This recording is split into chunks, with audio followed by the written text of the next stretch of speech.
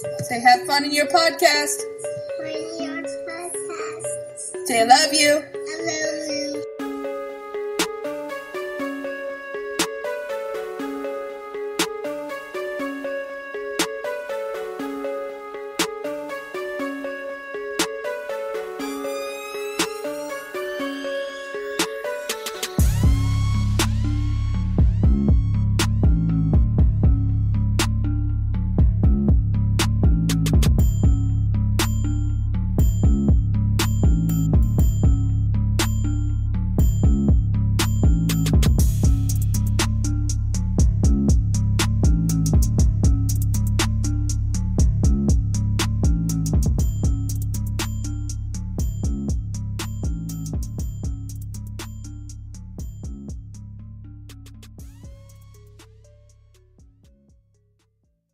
Hey, what's going on out there, everybody? Nigga Rocker Podcast coming back at you.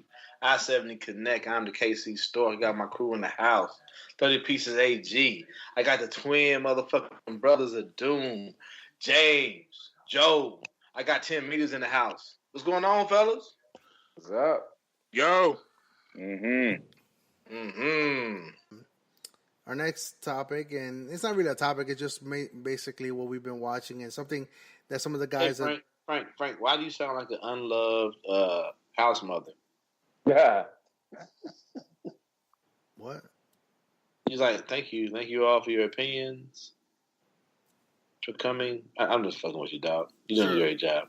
Anyhow, so I know some of you guys want to discuss it, and we watched... You're doing it wrong, Frank. This ain't just something we watch. This is a 3-part series, man. Okay. We about to tackle this in 3 parts. We about to go ahead and investigate. I was gonna kick it to you to say that. But well, I'm kicked. Okay. So we're going to our next topic. I consider myself kicked. So with that being said, basically I turned on Netflix on MLK Day. Okay. And I said, let me watch something black today. And I was scrolling through, and I saw Killer Mike, who I have, recently connected with through, his rap group, Run the Jewel. And so I said, all right, let's see what Mike got to do, because he always got something provocative to say. And basically, I started to watch the first episode of Trigger Warning. And so I was thoroughly amused. It was very thought-provoking. And as I usually do, I kick it out to the group to, see what other people are thinking about it. But I was like, yo, y'all got to watch this with me so y'all can experience this. Because to the population who has not seen Trigger Warning yet, it is an experience. It is definitely something that makes you think. So those of you, get your baby mama's cousin's Netflix account and and check out, share the password and get on Trigger Warning, because that mug is something to behold. So what we're gonna do is we've agreed to look at there's 6 episodes in the season. We're gonna spend the next 3 episodes kind of breaking it down. So we're gonna try to attack the first 2 episodes today. Next time we come back, we'll hit up 3 and 4, and then 5 and 6 in a future episode. So yeah. All right. So before we discuss episode 1, I'm just gonna go ahead and play the trailer for the show.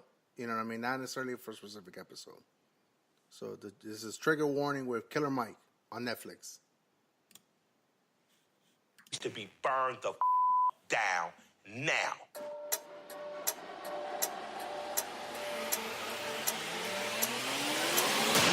You may know me as Killer Mike. I'm a Grammy Award-winning rapper, and my ideas are often controversial. The greatest hindrance that black people have is white Jesus. I want to see a black savior. I hear you loud and clear. Will you lead my religion? You ain't gonna get me struck by lightning. I'm trying to introduce people to new thoughts and concepts. Killer Mike.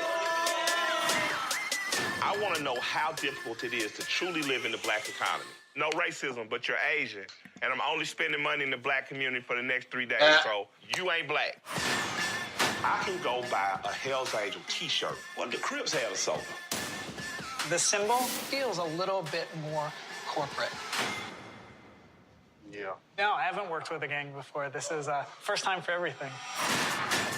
There's simply no room for independent free thinkers anymore. It's time we started fresh. I would like to deem this place New Africa. I need to produce educational pornography. Balls to the wall, put your nuts on the table. We can show the rest of the world that there's a brand new way and a brand new day. A kid was super mean to me. Word? Yeah, he said you're not like everybody else. You're one of Earth's original people. Hold on, man. Because if you jumped in front of him right now when I was telling him to be proud to be black, that'd be like the first lesson in white privilege he learns, and we don't want to oppress people right now. You got me? Word. Give it to me. Oh, that's an ally. We know a real ally. I just thought it was. I mean, the trailer, playing the trailer of the show was. It would do it some justice. You know what I'm saying? It's good. I mean, it's a good show. Yeah. Yes. So go ahead, Joe. I mean, let's discuss episode 1. Episode 1 was, I think, a very important episode, and I think it set a tone for the series. It basically, discusses the concept of I'm gonna fuck this up, but I think it's Ujamaa.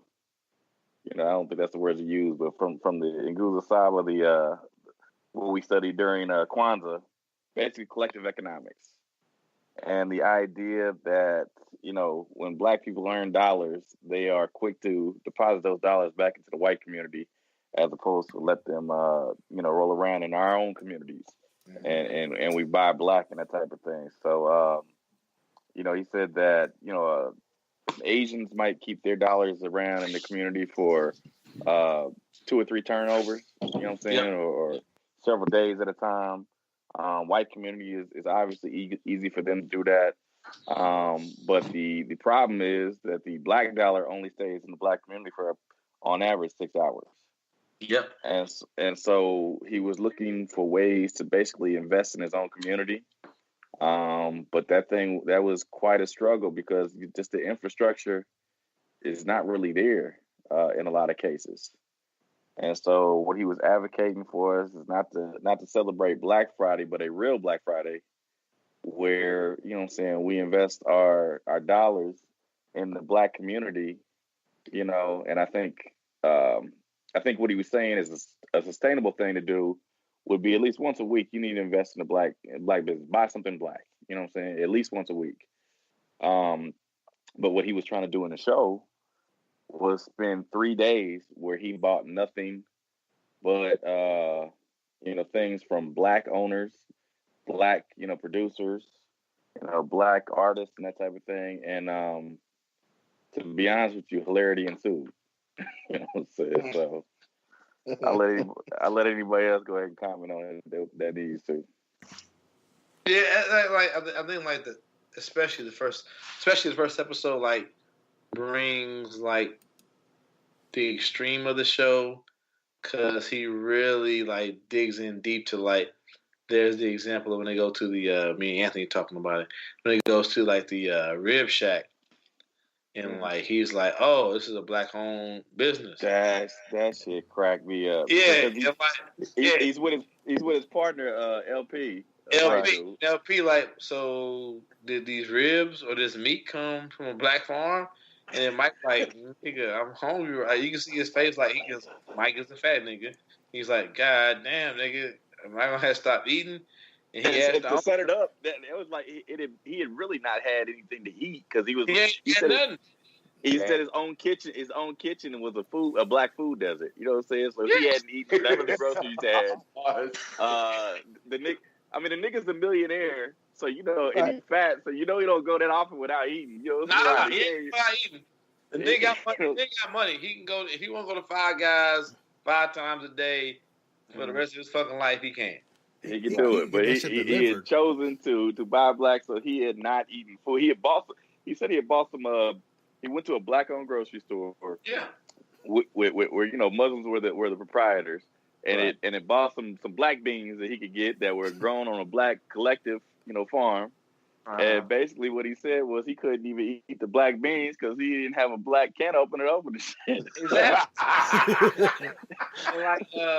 but like he was like making, he was going to the extreme to make a point, right? Like how little we have in a black society.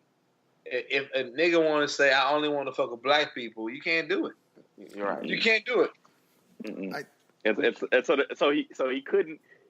Not only could he not eat, he was able to. He had basically what's going on. He's from Atlanta. He lives in Atlanta. He was going to, I believe it was Savannah, Georgia, if I'm not mistaken, for a show, and he was meeting his partner, Athens. Okay, he was meeting his partner, LP, who's from New York. You know what I'm saying? So he met him there, but so he said normally he would fly out there, and it might even be private. But ain't no in this private particular black case, ain't no black jet owned by black people. He couldn't even drive a car, nigga, because ain't no black car makers. Hey, but he could have got in a car service though. He bought out a whole over there, like it wasn't even old, like basically a Greyhound bus just for him. Nigga, the fucking Trailways Freedom Riders ass bus. But, okay, so I don't understand that. So couldn't he get so he couldn't get a charter like a car service because the car wasn't made by a black person? He got charter bus service, but he got a charter bus service that was owned by only black folks. That was the one he got. Now, to the nuance that he was going in, yes, Trailways was the bus was owned by a black company. Right. But the layers that he was going in on other shit was probably a little inconsistent, you know. And you know, nigga get hungry or nigga get desperate. You know, you might have to make a few sacrifices here and there. Right. But yeah, the bus is probably not made by a black company. No. The wheels, no. The wheels and engine, no. The gasoline, no. Or the maintenance, or even the maintenance. He said he even told the bus owner. Do you make an effort? He's like, yeah, we do, but not always. You know what I mean? It depends on who's available. Hey, hold up. How about the weed, nigga? The weed. That's what I want to hit up on. Yo, that nigga said. He said, I don't want that like Mexican so heartbroken shit. when he found cause like the white dude, his the lawyer or whatever was like, so you got a Jamaican connect or something? He's like, what do you mean? Cause I know the dude you get weed from is white, so. That nigga Mike was like, he had his connect was black, and the other one his other connect was a white girl, but was married to a black. You're right. So he felt like that was pretty sick, but he said the growers. The growers. So again, it's the extra level, you know what I'm saying? So he wasn't even going to the person who was running the business. It was who was the business getting their stuff from. So they were getting from white growers in Northern California. Yeah, he said he wasn't getting. He said he wasn't gonna get no Mexican weed. Like somebody said, like unless you even though it's from Northern California, you can't smoke. Mm-hmm. Yeah. And so that leads us back to what the dilemma was at the barbecue place. He had been going around Athens, Georgia, and he was looking for a place to eat. He could find nothing black owned. Right. He slept on a park bench because he couldn't find a black hotel. I don't think he slept on that park bench, but okay. For a fact. For a fact, whatever, you know what I'm saying? He slept on a park bench, and so then, if it was, if me, I'd probably sleep on the Trailway bus if I was him, but whatever. So then, from there, he decides to, the next day, he finds a barbecue restaurant. He meets LP there, and LP is just like, hey, man, I slept on a king-size bed. Yeah. I had lobster last night. Eat lobster. You know what I'm saying? So he played, he's like, you ate lobster? His mouth was watery, bro. He played it up, but then he started talking about the barbecues. I mean, yeah, at least I get to dig into this black barbecue. And then LP just started talking. I don't think LP knew what he was saying, but he knew what the fuck he was saying. He's like, he probably got this from a black pig farmer. And you could just see this fucking look come up on Mike's face. he was like, you motherfucker. That nigga was so That nigga was crestfallen, nigga. He was ready for the ribs, nigga. He could not. He was so crestfallen with that motherfucker told him, hey, man, he probably got it from black farm. I think old boy went out off script, he put that rib down with both hands, nigga. I think old boy went off script, though. And I don't think that was part of the meeting in that morning before they were shooting. I think old boy went off script and just like, hey, that rib, it may not have been pig farm, black pig farm or whatever. So Yeah, I man, think that genuinely caught Killer Mike off guard though, to be honest, because he was ready to I eat think it them did. ribs. I think it did. The look on his face was priceless, man. That's matter of fact, when that happened, that's when I hit the group and was like, y'all gotta watch this shit with me because I was fucking howling, nigga. I was crying. That nigga was so just distraught, nigga. Yeah. Hey, because that nigga LP was still eating the ribs, nigga. Yeah, he was the whole he time. was like, hey, I have to tell you, this is some of the best barbecue I've ever had. that nigga LP, he was trolling, nigga. LP gave 0 fucks, nigga. So going on with the show. So what stood out? Episode 1 was that Living Black. What stood out the most, or from that show? And we'll go around the table. We'll go start with Joe. I mean, what stood out to you the most? Damon hit me up, man, on Facebook when I kind of talked about that, man. Yeah, I saw that shit. And it was basically saying that, there was a website that a lot of people were talking about, man, I really need to go check out that website. It's basically how to buy black. And so, a way to kind of look at seeing if there's some black alternatives to some of the products that we buy. And if there's a way to keep our dollar in the community. I mean, I think it's just really an important conversation to have as a community, and one that, the Jewish community probably already engages in, the Asian community already engages in. It's one that we probably need to spend more time in. The fact that they had an answer to the iPhone in this figure phone, and it must look like it looked like a phone, and it was like I don't know, man. I don't know if that it'd be wonderful to see that become a viable alternative to some of the products we have on the market, and see some people do well. And again, hopefully when they do well, it's gonna lift all the boats. You know what I'm saying? So okay. So that's what was important to me about that first episode. James, anything that stood out to you from episode 1? No, I thought that episode was a good start to the series. It's a good, it was something that I think we think about, but we don't realize putting into practice can be so difficult, and they made it entertaining, so it was funny at the same time the way it went down. But it's something to think about. Those numbers that he put out about how dollars circulate in the different communities, and how there was like so many days in each community. Then we got to the black people, like in the black community, it's 6 hours. That kind of hit, that was a little bit of a sting. But no, overall, I thought it was a great start to the series. I enjoyed it a lot. Let me while we on that subject, let me give a shout out to M&M Bakery. M&M Bakery is one that if I am looking for a sub sandwich or I'm looking for donuts, I try to go there as opposed to some of the other places, because that's black owned. Arthur Bryant's and Gates are right down the street from me. Smacks in the Divine District. Nigga, Smacks is so good, nigga. Smacks is good. I need to get up on that. You got to get Smacks, man. That's a good little place. Good food. The wings is off the chain, bro. Yeah, the wings, the burgers, the fish Fridays. Yes.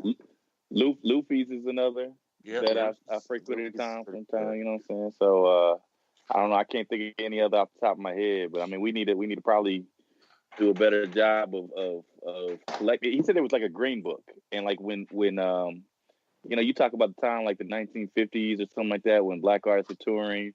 You talk about like Jackie Robinson when he was riding around with the Dodgers and couldn't stay in the same hotel. He had to go stay at a black hotel. There was a green book that said, okay, well, if I can't go to the main hotels that people go to, where can I go to? And those things have kind of fallen apart because black hotels weren't able to keep up with the other ones once kind of segregation was over. Right. Well, there are apps popping up in fact, Kansas City has one called Black Privilege. There's an app, and it specializes in outlining what black businesses are available.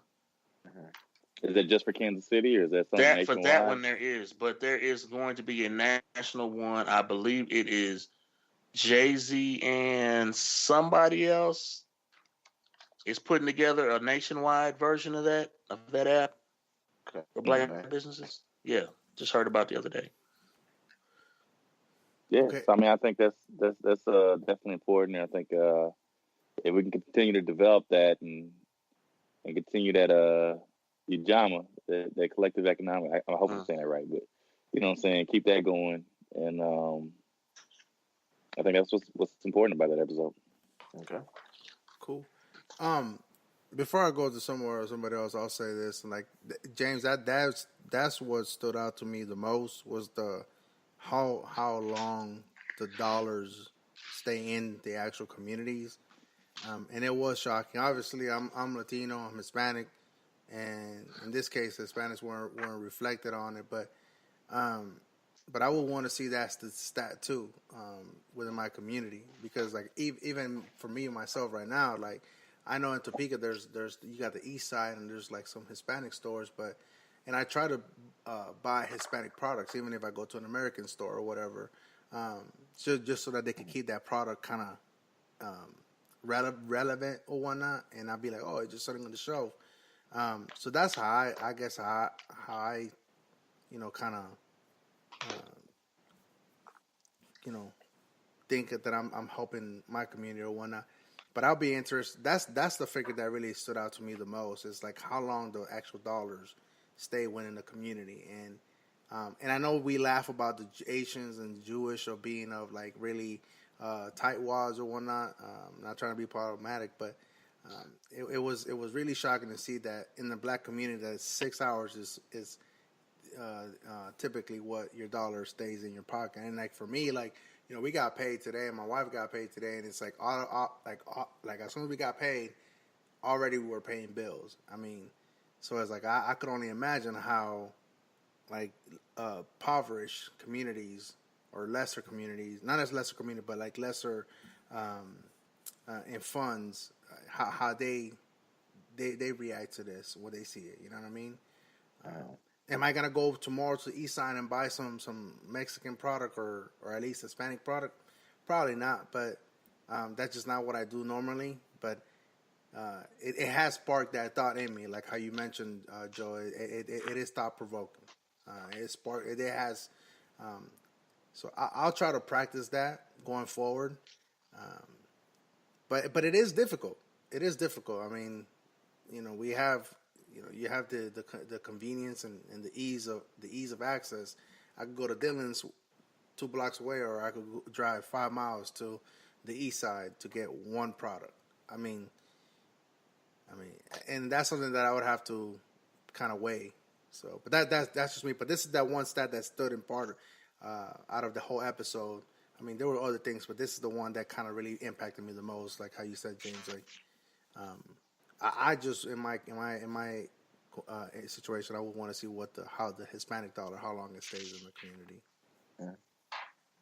And then we'll go to the Casey Stork on that one. No, everybody made a good point. Like I said earlier, like it's like I like the show, especially the episode. Killer Mike making a very like extreme point to where it's laughable almost. Like I can't eat meat because it doesn't come from a black farm, whatever. But using that to make an extreme point, sometimes what you gotta do to wake niggas and people up in general. That how much of our money, as far as like black dollars or people of color dollars, how you want to look at it, because people say this podcast is not all black, we're just people of color. With Frank, that one outlier. Nice skin ass nigga, but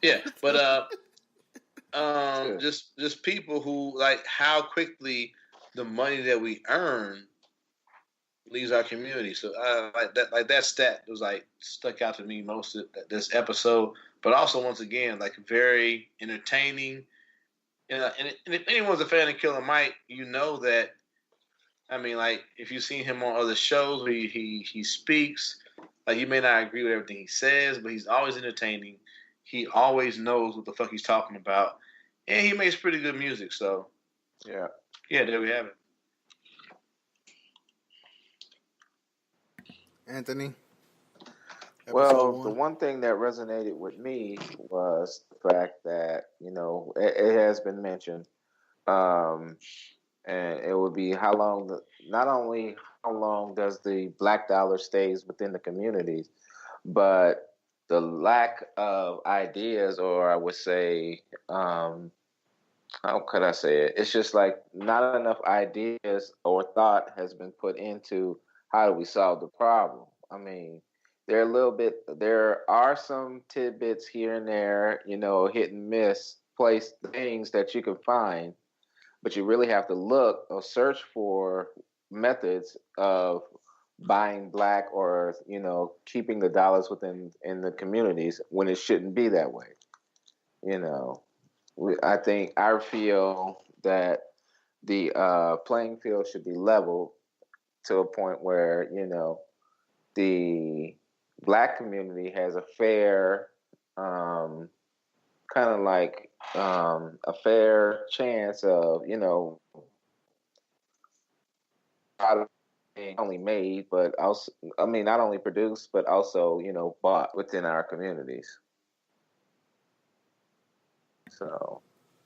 And part of that, I think, has to do with us. We got to start thinking of, self ownership, and buying things, that are made within our community. That's the one thing that resonated with me. Yeah, one of the websites that the first episode talks about is the WeBuyBlack.com. I think that's the name of the website, if I'm not mistaken. I don't know if that's just like a Georgia or an Atlanta or Athens thing, but it'll be worth for anybody that's interested and is listening to this podcast. WeBuyBlack.com. That's like the quickest internet site that you can go look to check it out to see if something. I don't even know if you can place orders online or not. We'll put in the show notes. Or we can put it in the show notes. That's too. Ah. Okay. All right, and then we go to episode 2. Go ahead, Joe. So episode 2, I mean, like sequels try to do, man. Sequels always try to go bigger and better than the original, man. So Killer Mike took on some very big sacred cows in the second episode, and try to make, he blew it out in the second episode. So most definitely. So he was definitely addressing the issues of poverty in certain communities, and maybe not necessarily by color, but more so by socioeconomic group. He was taking a look at some of the expectations we have of our schooling system, and the outcomes that we've had in the schooling system, and basically said, let's turn this on their ear. Let's take a look at where people's interests lie in real life, and try to amplify that. I'm gonna cut you off, Joe. Because like that's one of his big things that I know a lot of niggas don't agree with, as far as like the social economic aspect, as far as like racism and poverty. I know a lot of niggas want to just. I mean, to a degree, I see it both ways, but I know a lot of people. I should say niggas. A lot of people don't agree with him from the very standpoint like he just doesn't believe like it's all about race and racism. That he also believes that the social economic component plays a big part in that. Right. So I know, yeah. So I like that he brought that out in this episode too, though. Well, I mean, he is. I don't know what his formal level of education, but his informal education, the man can sit down and talk with PhDs. He's talked with Senator Sanders on multiple occasions. You know what I'm saying? Mm-hmm. And they've spoken as equals. You know what I'm saying? So the man's very intelligent. He understands that race is a component, which was definitely addressed in the first episode, but it's not the only component. Correct. Right. And so he's taking a look at socioeconomic levels. And basically what he's saying is, we have as a society, and I am a cog in that same machine. Mm-hmm. The education system has basically gotten to the point where we have looked at test scores, and we have looked at driving people towards college, and college has become, prohibitive in its cost. It has saddled people with debt that never goes away. And so he's saying maybe it's time to go back to some of the old way of doing things. Maybe it's time to instead of shooting for the moon, maybe we need to become a little more realistic in some of the things that we're going to. So what he did first is he had a little panel discussion with some, I'm going to call them kindergartners. I think that's what they were. I think they were kindergartners. Yeah, so basically he had a little panel discussion, and he was asking them about their dreams. And the most memorable situation about that was he had a little black boy that raised his hand to speak. It said, asked him what you want to be when you grow up. He says, well, I'm going to be president. Right. And he said, hold up now. You're not going to be president. We're not going to continue to lie to you like you could be president. You know, we had one black president over 240 some odd years, and he's really half black. So your black ass ain't really got a chance. Let's basically when he told that little boy. Yeah. How about being why not working with your hands? How would you come over here and learn how to fix a sink or be a carpenter? Hey, nigga, how about you learn how to turn this light on? Yeah. Just crush the little boy's dream. Oh, he was crushing kids' dreams, man. Hey, I don't know how the elementary school allowed that man to have that discussion. I put it this way. Oh shit! I am in favor of that type of education, but you can't do that young, man. That young, you got to allow people. People got to sort themselves out at that age. Now, when they didn't show their aptitude in secondary work, you know, you get up to high school, late middle school. You know what I'm saying? You can say, all right. Killing Mike was every deadbeat dad in America, nigga. Like, you ain't gonna be shit because I ain't shit. Yeah. Most definitely, man. So fuck your dreams, little nigga. Fuck your dream. So you owe it to your parents to dream realistic. Yeah. Well, the you owe it to your parents to dream realistic. Even the principal was like when he presented. But you know what? But I know it's funny and all, but he had a point though. He had a point. You know, about the practicality of like let's get you a skill that can actually make you money. Mm-hmm. Yeah. You know. And I know it's extreme the way he did it, but there's an actual point there, you know. But about learning a trade, learning a practical skill that people, because he was talking about like people are always going to want somebody to build things, right? You know, if you I don't disagree with that at all. Make money, no. You know. So I don't disagree with that at all. Yeah, I thought that was a good point he was making in the midst of crushing the little children's dream, because he told several of them like, oh no, because that one kid was talking about he was gonna be an astronaut and an actor and all kind of just all kind of outlandish stuff. He was like, we need to bring you back down to earth. Mm-hmm. Mm-hmm. I mean, like I said, I am very much in favor of vocational education in high school. I think they need to bring shop back into high school and middle school classes. I think they need to, do a lot of those things that they used to do back in the 80s and the 70s and bring those back into the... You a throwback, Joe. Yeah, man. We have gotten away from that, but we are slowly getting back to it in some regards. But I just think that more can be done for that. We have really gotten caught up in test scores, and we have been really looking towards pushing people towards the college route. And for some people, the college route is not the way to go. You know, we send people to college and they come home by Christmas. You know what I'm saying? So maybe they should have been focusing on something else. I can't. There's plenty of professions now that you can make a very nice salary that do not require a college degree. They may require some type of training. Yeah. You know, but they don't necessarily require a college degree in the cost of that training is not nearly as prohibitive as a college degree. Yeah, you brought up Damon, Joe. Mm-hmm.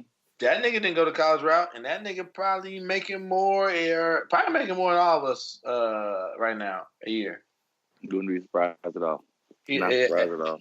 At GM, been there over 20 years. Dang, has it been that long now? Damn. Nigga. He been because he was at JCPenney for a hot second while his pops was at GM, and then he got like that legacy kind of like transition. Yep. I guess it was like late 90s, wasn't it, when he got in there? Yeah, so that nigga, he didn't took all the tests, and that nigga like a lead or some shit like that, man. And he ought to be up to 20 years. Yeah, that nigga, I mean, like, that nigga make good money, especially for a nigga with one kid. Right. He make great money. And that's where... I ain't gonna put what he make on paper, but like on record. But that nigga make great money. Right. That's where I guess that's where I was like, I had some reservation about it. I understand the whole thing about and I'm pretty sure gonna get roasted by this, but I understand the vocational aspect of it and being the realistic presenter of it or whatnot. But then you get into the point, and I'm glad that we know Damon, and I'm glad that he's been able to success. But if you ask Damon, like, you know, would he choose that route the same? I don't know him. I would want to ask him that question. Talked about him about that. I'll answer the question for you. He wouldn't have chosen another route because he actually tried to go to junior college for a semester and was like, "Fuck that shit." And I quote, "That's for crackers." Right. But then, you know, but then looking at the climate that we're in now, that we in the previous episode we talked about some GM plants that possibly are not open anymore. How does his skill and his there's hospitals that are closing right now. There are schools that are closing right now. There's just there are big levels of industry all around that are closing right now. What are you talking about? I guess what I'm getting to it is like, how does that trade transfer over to like another company or another industry if that industry doesn't exist anymore? And I have managerial skills. They're not going. It's like when you sell to young men. Hold on, you answer the question for you. But I'm not done yet. So when you ask to young men and ladies who go to the military at the age of 18, how does that translate to anything else? It's very difficult to translate. It's exactly. Very ain't nobody trying to talk them out of it either. But no, they're not talking. But they're still young enough that they could start at the bottom. But at 20 plus years that he's had, what I'm saying is, someone who's been in the military, they get out at 40 years of age. What do you tell them? To be realistic, like, you're not gonna make the same amount of money, and you may have to get into another a field that you may not utilize whatever skill you were using in the military. Frank, I'm gonna have to disagree with you on that one because all I'm saying is like there's no guarantee across the board. It's all hindsight. Right. It's all hindsight, pimp. Yeah. So in this country still being auto worker is a top profession. Fuck auto workers. There are niggas at McDonald's right now with bachelor's degrees. No, I'm just saying, like, it kind of sounds like he's denigrating it, but like being an auto worker is not anything to be like, I wish I could have done better. He's doing great. All I'm saying is there are people at McDonald's working right now with a bachelor's degree. Right. So right. I don't get what the question is. Man, I think we know, especially in this world now, having a degree is nowhere near the end all be all. No. Right. You can go drive a truck for Walmart right now and make $90,000 a year. You just raised it. Fuck that. Hey, bro. I'll say this real quick. I have a 2-year nursing degree. I'm not an RN, but I make more money than nurses that have a 4-year degree. Right. But out of the group that you graduated with, how many of them are doing the same thing? Out of the group that you graduated with, how many of them are in the same situation or similar situation for salary wise? What do you mean? Salary wise. Like when I came out of nursing school with my 4-year degree, all of them went and got their RN. I still made more money with them after they got registered nurses, dog. In my field right now, as an electrophysiologist technician, which is a specialty within a specialty, I will make more money than the nurse in the room who is licensed, who is providing medication to that case, bro. Because even that nurse can't do what the fuck I do. So how did you get into that field? I went to KU and I was like, I went to KU like most motherfuckers who with a nursing degree and said, I want to be a nurse. And they say, well, you only got a 2-year nursing degree. but EP's opening up. They need more people. Why don't you be a technician for a minute and then do it? But also, I didn't have to have a degree. Anthony does not have a nursing degree. That's the no. Frank. Don't get caught up in degrees, man. For real. Yeah. All I'm saying is, bro. There's a BSN. There were BSNs, bachelor level nurses with 4-year degrees, who I was making more money than. Yeah. As a 2-year with a degree, no RN. Yeah. Also without my certification, I was making more money than them because outside of them motherfuckers like pushing medication, everything else in that room fell on me as a technician. But is that the norm in the field, or are you an outlier? It is, yeah, man. It is the norm. Okay. Yep. Don't nothing move without a motherfucking EP technician, bro. Nope. You can't. Don't a catheter get dropped? So I could go right now and apply for as an EP tech. To bring the patient in the room. Before. The nurse come to me and say, "Are y'all ready?" Right, but can I go apply as an EP tech right now? Who? Can I apply as an EP tech? Do you have any medical knowledge? All you have to have is medical knowledge. Yeah.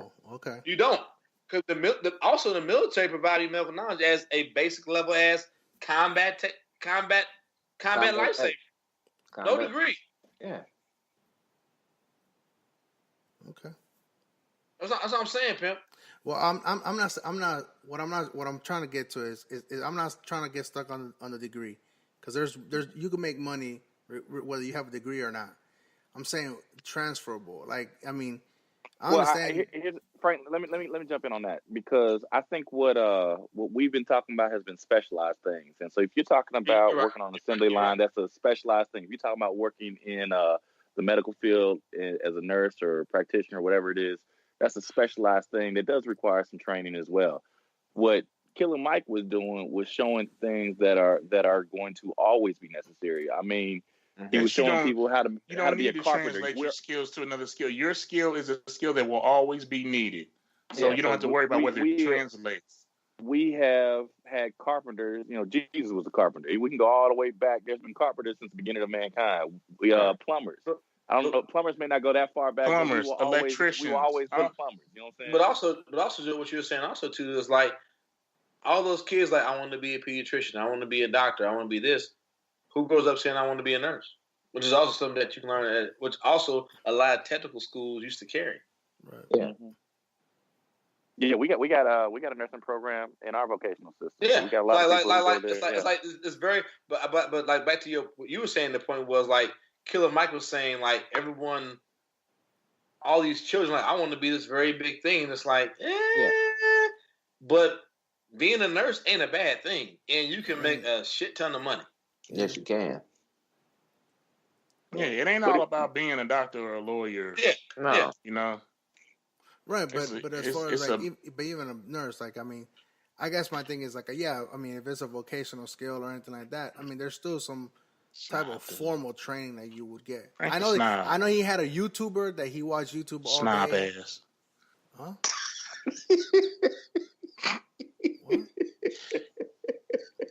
You're a career snob. He's not a snob. He's a career snob. Ooh. He looking down his nose at the people that ain't doctors and lawyers and shit.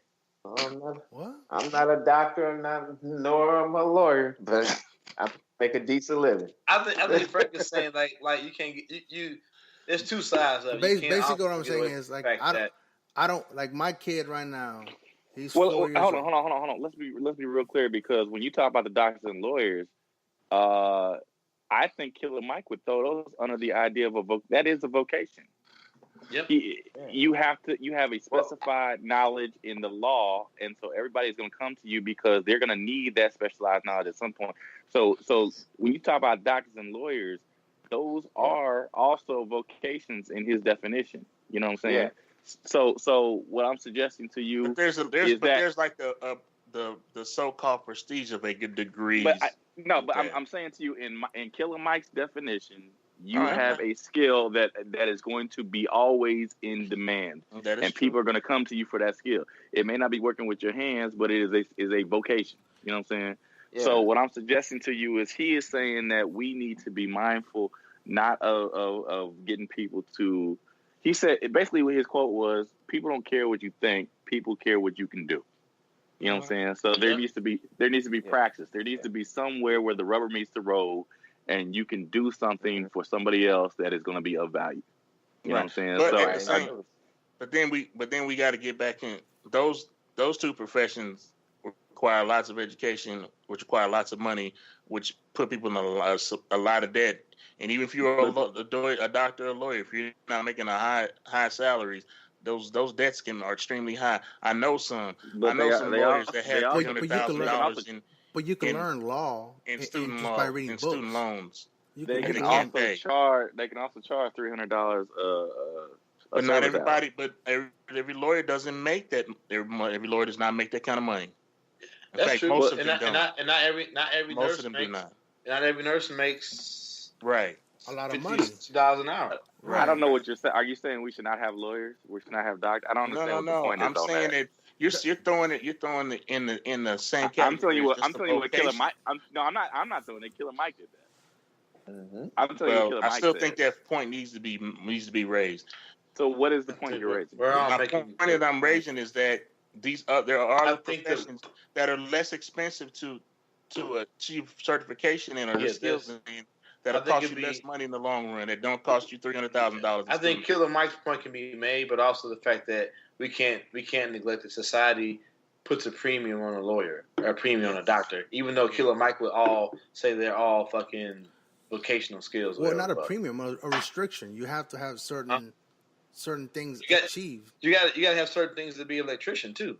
Yeah. Or a carpenter, or a journeyman, or with all that shit. All that, right? Because even in the same episode, what Killer Mike was saying in the show, though, also, right? Because even on the same episode, I think one of the guys were saying when he gets to the adult group, he's like, I don't expect to be a licensed electrician out of like this whatever training or whatever video he was working on. I mean, it all comes under the caveat that they all require, even a nigga that work at McDonald's has to have a competency, has to be competent and have passed a test.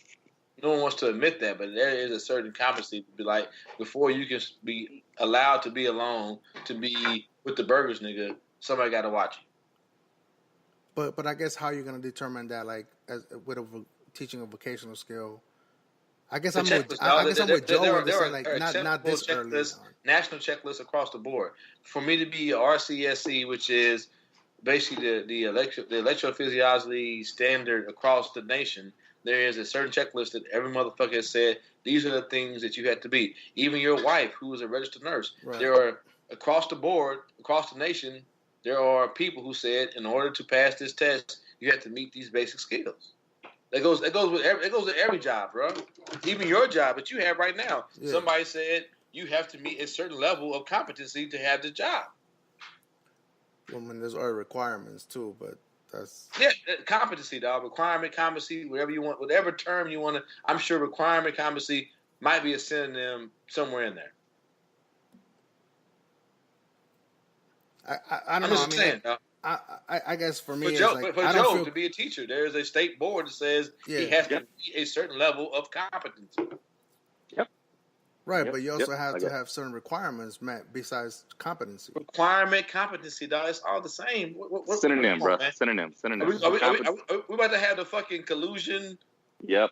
Fucking whatever other word debate we had on the text group right now. But I mean, it's gonna have you have to have some formal education, though, right?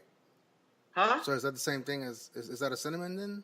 He's snobbing. Is synonym then? What? No, I'm just saying though, like you can't just say. You want to know? He's like, you got to have a degree. That's what he's saying. You got to have a degree. I'm just saying though, like as to be a teacher in elementary or middle school or high school, don't you have to have? So in order to be a teacher, let's be clear. This goes across the board. And you have to be credentialed. I'm just saying he's asking about teachers. I'm talking about teachers. So you have to be credentialed. And so what we're saying, in order to be credentialed, yes, in certain cases that might mean you have to have a degree. In order to be a teacher, yes, I have to have a degree. But I can't just have a degree. I also have to have the state of Missouri certify me. I have to have a certificate as well. So what he's saying, the competencies are going to get you the credentials. So you have to be credentialed in order to be these things. In order to be a lawyer, you have to be credentialed. You have to pass the bar. In order to be a doctor, you have to be credentialed. I don't remember what the name of their test is, but you know what I'm saying? You have to pass that. You know what I'm saying? So I mean that goes across the board. In every one of these, in order to be an electrician. But Damon doesn't have a degree, but even at his job, he doesn't have a degree. There are certain tests he has to pass in order to be a lead foreman at his job. There's a book he has to read and also come to. It doesn't require a degree. It requires a certain level of years at the job and also having to pass a competency test. And also after that, have read this book to where he can say, I'm now lead foreman. With no degree. Credentialed. He has no college degree. Yeah. So but he's credentialed in that he has passed the competency. And also he has showed a level of competence in order to take this test. But is that within GM or is that across the industry? In GM. But I'm sure. But what I'm saying is you keep harping on a degree. I'm sure Nissan. I'm sure GM is not the only company that says we're the only company that say niggas ain't gotta have degrees to be a lead foreman. Nobody, no company is worth a damn is gonna go around and say we don't have standards. That's what I'm trying to say. Real talk though. In my field, they prefer you to have a 4-year degree. I don't have one. Right, but that's what I was trying to get at. Are you the outlier, but are you the norm? If Damon ever comes on the show, I'm sure he is not. He is surely not the outlier. You're not gonna be the lone nigga wolf in 2015 to be the lone nigga wolf, to be the only nigga to not have a degree to be a lead foreman at GM. I'll tell you what, my 4 roommates in college, okay,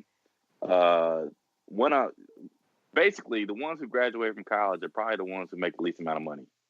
Indeed. The first one, Kevin Tucker, dropped out, and he basically went into his dad's industry. He became an engineer for trains.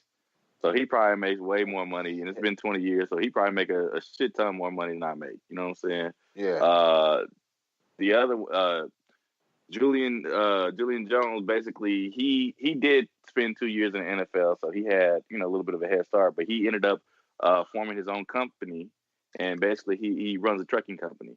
And so he makes way more money, so he probably makes more money than all of us, you know what I'm saying? Yep. But I don't think he finished up. And if he did finish up, it was on his own time after the fact, just for himself, you know what I'm saying? Right. Carlos got a couple looks in the NFL, but, you know what I'm saying, he finished up his degree. And, he's doing fine. He's actually a trucker now, but, not making the same type of money as the other two guys, you know what I'm saying? And then I, of course, you know what I'm saying, got the degree, went on, got the master's, and worked towards another degree.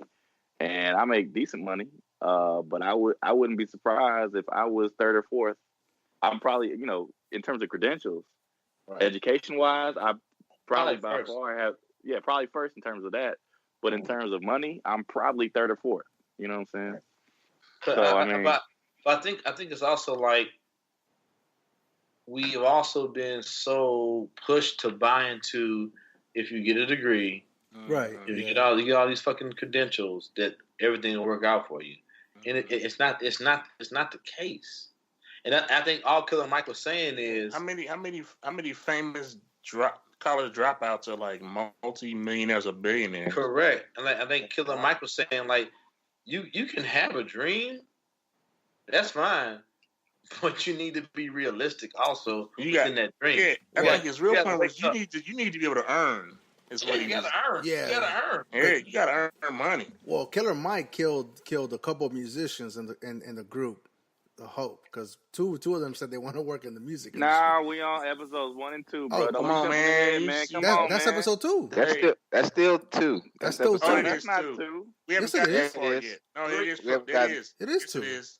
What are y'all talking about? It wasn't no musicians in episode 2. Yes, there is. Yes, it was. When he was gonna do the pornographic vocational teaching. Yep. Oh, he was talking about like a lot of niggas just want to be producers and think that's it. That's not killing the dream. You talking about adults who like, nigga, what you been doing for the last fucking 30 years of your life? Right. You still want to be a producer?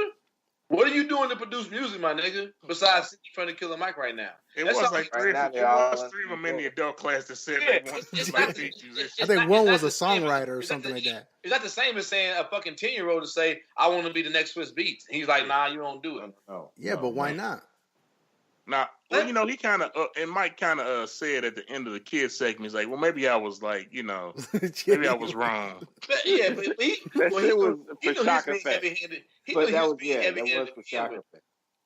Yeah. He's like, I guess they are kind of young for me to already trying to get him out here making money. You can't be sitting in front of Killer Mike as a 30-year-old nigga talking about, well, I want to produce beats. So the premise was we need to get these people out here getting money as soon as possible. Yeah. So what he said. Hold on. So what he said, we try and get these people to get money as soon as possible. So when he took it to the elementary school kids, these kids are not going to make money as a plumber this week. You know what I'm saying? No. So he said that was for shock value. So that was basically to prove, like we said, he's doing some extreme thing. He bought black for 3 days to prove a point. He could have rode in the car. You know what I'm saying? He could have ate the barbecue at the black restaurant, but he had to prove the point because it didn't come from a black farm. You know what I'm saying? Was the film he's company doing things to prove a point. You know what I'm saying? So when he talks to the kids, there's to prove a point. The point was we need to be invested in vocational education. Yeah. That was really the main point. Is Netflix black owned? How about make money so you can make beats, nigga? That's a T-shirt. Is Netflix black owned? That's what she told niggas in that class. Make money so you can make beats. Yeah. So from there, you know, let's go on to the second phase of that. So he goes on to an adult class. And so, you know, people who didn't necessarily go the route of the school might have said, you know, like you said, Damon said, that's just for white people. You know what I'm saying? Maybe they didn't feel like school was speaking to them. It's not the avenue. The college-driven curriculum is not the avenue that they would follow, that they're passionate about. You know what I'm saying? And we need to teach to the common denominator. And my bad, me cut you off, but to that point though, the whole time I'm at Washburn University, this nigga Damon at JCPenney making like $18, $20 an hour, nigga. Yeah. So back to that, like what I'm saying, we need to teach to the common denominator. And so you said, what holds everybody's attention more than anything else in the world? You said, you know, shit, Pornhub getting way more traffic than Amazon, than, you know what I'm saying? Okay. Why was them niggas lying though? So what y'all be on the internet doing? Looking at YouTube videos? Really? Right. Okay, nigga. So he said, he basically said, if you want to teach these skills, don't be trying to teach the old fuddy-duddy way, you know what I'm saying, sit down in the classroom. We need to do what people are actually doing and just infuse education into that if we want people to learn. So he basically took you know, the skills he had from the guy who taught the kids how to be plumbers and carpenters and electricians and whatnot, and said, let's put that in a porn video, and that's really gonna be the way people gonna learn. Yeah. You know what I'm saying? So that's revolutionary, man. That's the next level thinking right there. That was. So you kind of like lead into it. So basically, he had like what was it, 3? So he didn't even initially he went out and was like, how can we make this happen? And he had the little light skinned chick with the very nice breasts. Yes. And it was like, of course they're asking, how do you garnish this following and all these people paying to see this, and they can actually they looking at it like, okay, because you can see like Killer Mike and the white dude, they trying their best to keep their eyes up. Every once in a while, you see them like go down, like, okay, what's happening here? So basically, like, you know what? If we're gonna get motherfuckers and they also before that they also put the numbers up like the most like per second how many people are viewing these porn sites. So it's like if we want to get niggas to get online or people to get online and learn from our classes, we got to mend basically very basic like carpentry skills with fucking. And that's what Killer might do. So when the best part is like they didn't tell these niggas in the class like it's gonna be pornographic. Mm-hmm.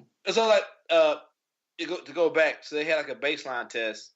So like all these people from like different parts of it, like from like none of them had any like basic carpentry skills, mechanic skills. and all of them basically just failed the first test initially, right? Mm-hmm. So then Killer Mike creates this like series of videos. And I think the first video was like the plumber coming in, snaking the first the drain. one was the light bulb, wasn't it? No, the first one was snaking the drain. The first one was the light bulb. The second one was the snaking the drain. The third one was the doorknob. No. The light bulb was the carpenter showing the girl with the nice breasts on how simple it is to be a carpenter. So it wasn't even a video. No, the light bulb. I think you got to talk about two different things. I know we are. Yeah, Roger's talking about when he was sitting in the original meeting, but realized this woman didn't have enough followers to do what he wanted to do. Oh, you talking about James? Yeah, James, you're talking about when they finally he actually made the videos. That's the actual video was like them snaking. I thought that's what he was talking about. No, okay. The actual video was them snaking the drain. No, there were three videos. There was the doorknob, snaking the drain, and the doorknob, and then the two lesbians with the light bulb or electricity. Yeah, changing out the wire in the light bulb. Yeah. So we're like, so correct. The first thing they were talking about with the one with the nice breast was like the white dude who was the carpenter sat down with the woman, like, look how easy it is to fix this light bulb and this fucking lamp. There's a wire, blah blah blah, and she's like, oh yeah, you can do this. And then then it shows like Killer Mike going to the woman with the nose piercing, because she's the producer of like pornography, and talking about, oh, how can we implement this and that. She was the therapist, the sex therapist. Yeah, but she also produces pornography also, I believe. She produced that. I don't know. I don't think she did. I don't think she produced pornography. She does. She just did it. She just did that. She produced that one. I don't know. Sex therapist. Okay, my bad. It was his idea to make the pornography, but he used her to make the pornography. My bad. I assumed that she was part of it because the next thing. She is a part of it. He made her a part of it. Well, no, I mean as far as like her being. That's not her profession, no. Right. That's what I'm saying. I assumed that she was also producing it. That's what I'm saying, because the next thing we see is him producing the pornography. That was his idea. Mm-hmm. I get what you're saying. All I'm saying is I assume that she also helped produce it because. Well, yeah, because he brought her in. Noted. Next thing. Right. Thank you, Joe. Thank you. Anyway, so as back to my point was like the original first video was niggas snaking the drain. Okay, gotcha. So, which was hilarious because like the best thing is the reaction from the class though, right? Because like none of them motherfuckers know what's happening. But then, like, they all realize it's about to happen, and like that white woman's face. It's like a typical training video. It's like it is. It's like because at first it's some black woman with all these tattoos, but she's very scantily dressed. Like, oh, my drain is clogged. Can you send a plumber? Blah blah blah. You guys. I mean, but it's a training video, and like, hey, today we're here to learn how to. Nigga, talking about how to snake a drain, nigga. The motherfucker's faces. and then there's like a little checklist saying first you turn off the power. That white woman was smiling so good, nigga. Yeah. That first video, she was so good, nigga. She was like, ooh. She was like, I'm recording all this to memory because when I get home, I'm about to open up all this roast beef and just masturbate. Wow, man. They did I say roast beef? Wow. That's gross, man. That 5 and 5. She'll open it up. Why you talking about Arby's like that? I didn't say Arby's. I said 5 and 5. Y'all niggas assume. Hey, talking about some of the reaction, you mind if I play some of the reactions to the final product? That's fine. You can't. It's video. It's not going to translate. Yeah. Don't do that. That's why I was trying to dress it up. Like say that, but like, right. And then like in the next scene, the next scene's the doorknob scene, right? Yes, I think so. And the guy. That's from the homosexual cat. That nigga light up. That nigga face.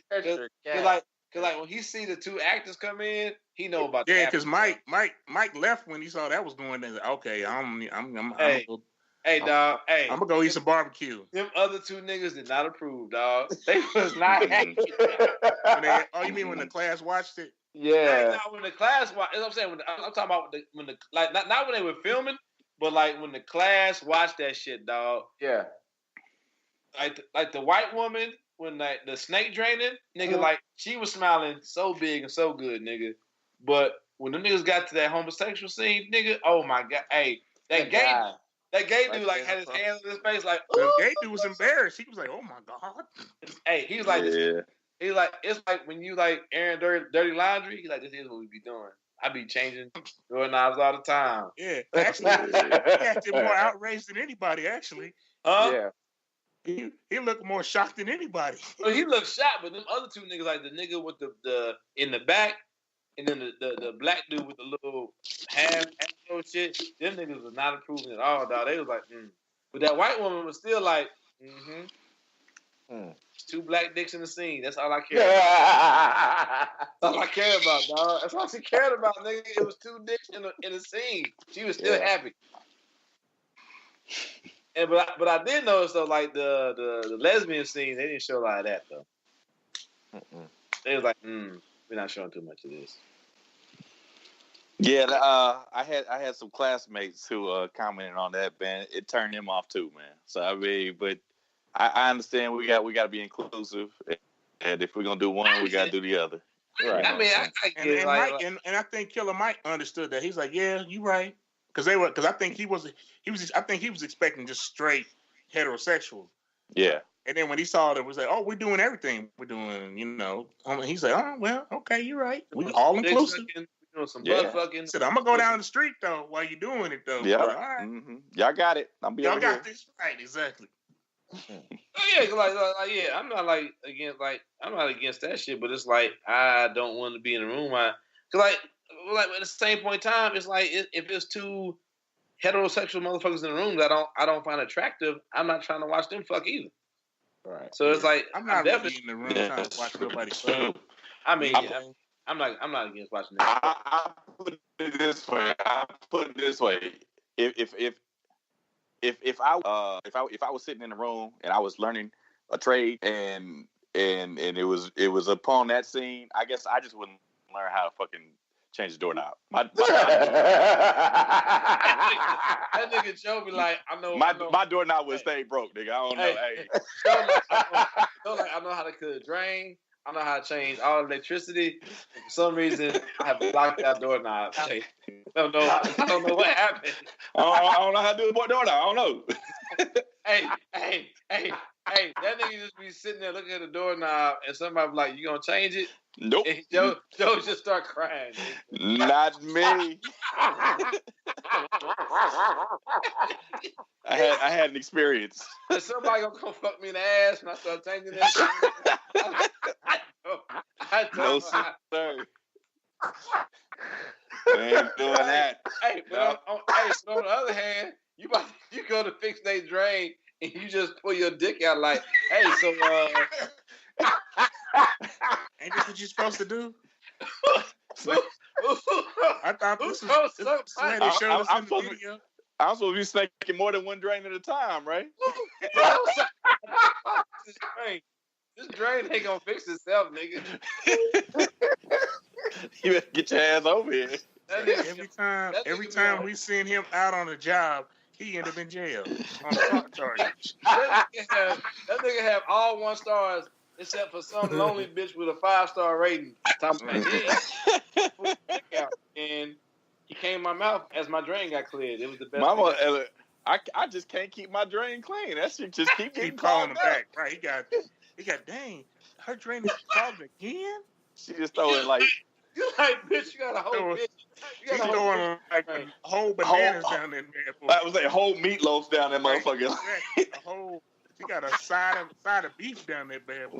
Fucking pineapples and shit. They can just throw that whole shit down there. That motherfucker. This nigga Joe so bad, he got the truck with his dick out. Who am I going to see? Oh yeah, I'm ready. So, you see, I brought my tool belt. I said I brought my tool belt. That's all they got on, a tool belt and a snake. And black socks. It is. He got the black socks on and some fucking Payless Timberlands, nigga. Y'all said fuck I an heard you invoice, were huh? somebody to lay pipe. I need. Is it? Wow.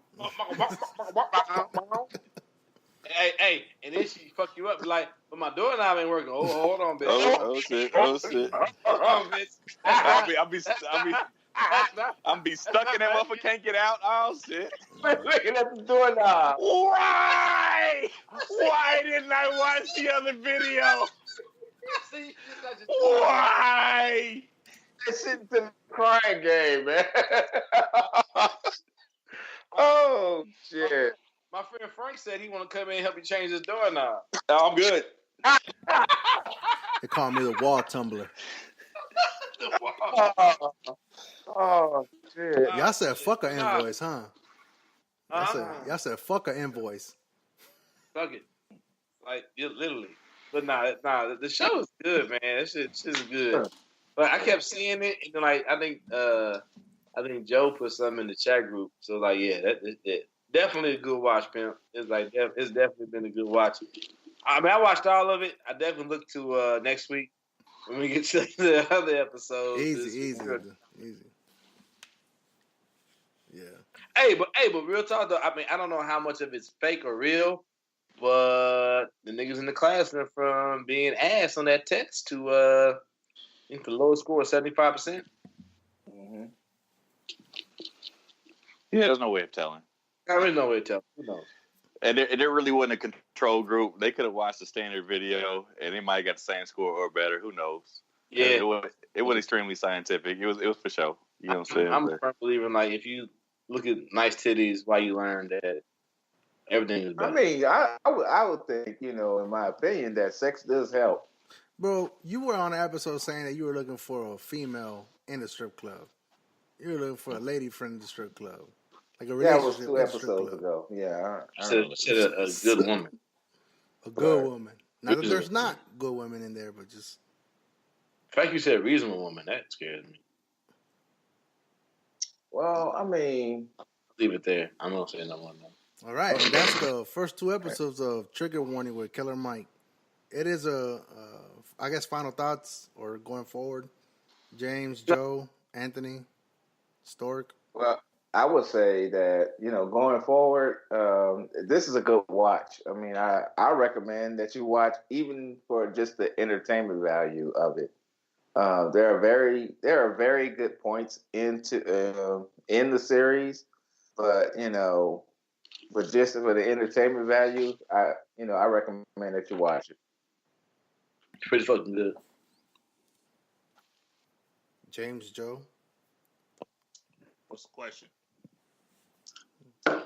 Any final thoughts on episode 1 or 2? Oh, on both. I just, like I said, I think this is true edutainment. Yep. I got you. Yeah. I think you can learn something and you can be highly entertained at the same time watching this. Yeah. And it's not necessarily realistic. These are extreme examples that he's putting out there, but he's exposing, kind of he makes you question like the certain social norms that we just kind of subscribe to, subconsciously without thinking about them. He makes you think about them. Should we be redoing it? Should we rethink the way that we do things, And he does it in an entertaining way, So I think it's well done. Yeah, so I mean, to piggyback on that, when you say that Killer Mike is involved in edutainment and questioning norms, I mean, he's been doing that for 20 years, man. He's been an activist in the community. Oh yeah, I know that. I wasn't saying that. I'm just giving my wrap up, bro. You got to jump in. Give him time, James. I'm just giving my wrap up, bro. It's that time. Anyway. It's that time. So anyway, what I was saying to you is that you might want to check out these other books by Killer. Well, not books, but these other works of art. You know what I'm saying? Run the Jewels, man. I just kind of got up on that last year, but man, he is definitely involved in the same type of challenging curriculum, and you know what I'm saying, and it's definitely entertaining. I'd heard him on several guest appearances over the years. You know what I'm saying? So he's always been somebody that's going to question the knowledge, and he's going to do it from an informed position. So I think that's no different from this series. Damn, I'm not gonna follow that. That was actually pretty good. Okay. All right, man. Hey, thanks everyone, man, for your time. Thanks everyone for listening. Negro Rockin' Podcast, 10 Meters, the Twin Brothers of Doom, James, Joe, 30 Pieces. I am the KC Stork. And something new we're trying to do here is we're trying to get a little feedback from the listeners here. We want to make y'all a valued member of the show and making sure we're putting out content that you love and also want to listen to. So any of your feedback, always valued. You can reach us at the Negro Rockin' Podcast at gmail.com. Whoa. That is the Negro Rockin' Podcast at gmail.com. And some people might say, how do you spell Negro Rockin'? And that's going to be NEGRORAGUAN podcast at gmail.com. And it shouldn't matter if it's upper or lowercase. Also, Facebook. We're not public yet, but we're going to push my bad. 30 Pieces to make that public. You can always find us on Twitter at Negro Rockin' Pod.